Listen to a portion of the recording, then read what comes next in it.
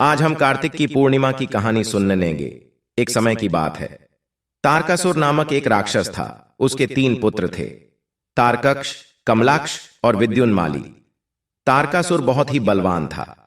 उसने धरती व स्वर्ग पर अपना आतंक मचा रखा था, जिससे परेशान होकर देवताओं ने भगवान शिव से उसका अंत करने के लिए प्रार्थना की।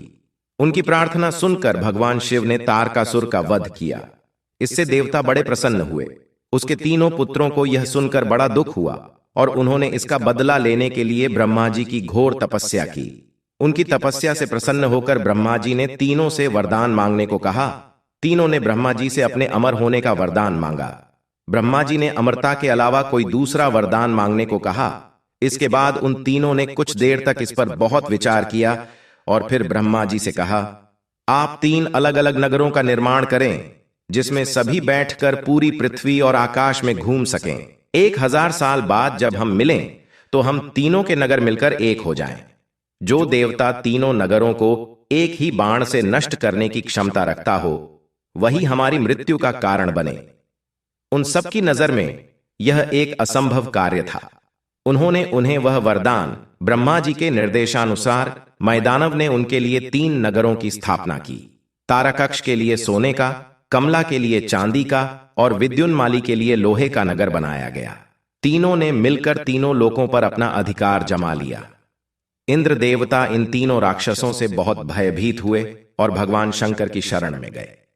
इंद्र की बात सुनकर भगवान शिव ने इन दानवों का नाश करने के लिए एक दिव्य रथ का निर्माण किया। इस दिव्य रथ की हर एक चीज देवताओं से बनवाई गई थी।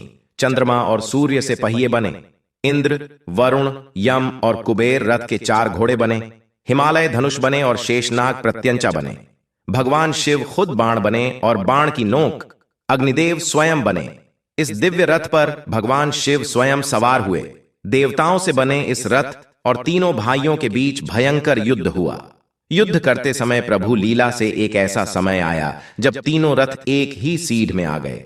जैसे ही ये तीनों रथ एक सीध में आए, उसी समय भगवान शिव ने अपने बाण छोड़े और तीनों का नाश कर दिया। इसी वध के बाद भगवान शिव को त्रिपुरारी कहा जाने लगा था। जय हो भगवान की। एक बुढ़िया थी। वह बहुत ही गरीब और दृष्टिहीन थी। उसके एक बेटा और बहू थे। वह बुढ़िया सदैव गणेश जी की पूजा किया करती थी।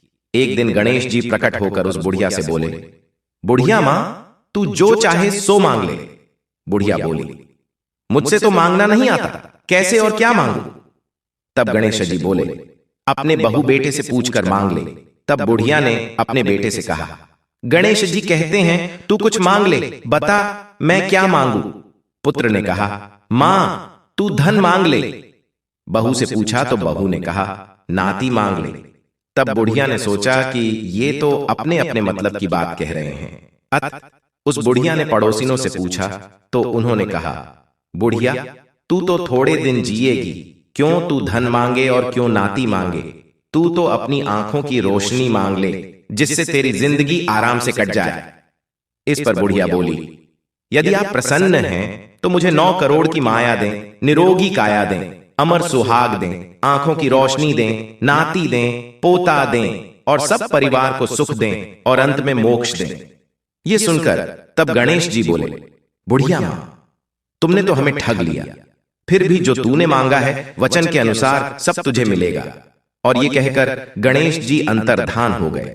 उधर बुढ़िया मां ने जो कुछ मांगा वह सब कुछ मिल गया। हे गणेश जी महाराज, जैसे तुमने उस बुढ़िया मां को सब कुछ दिया वैसे ही सबको देना।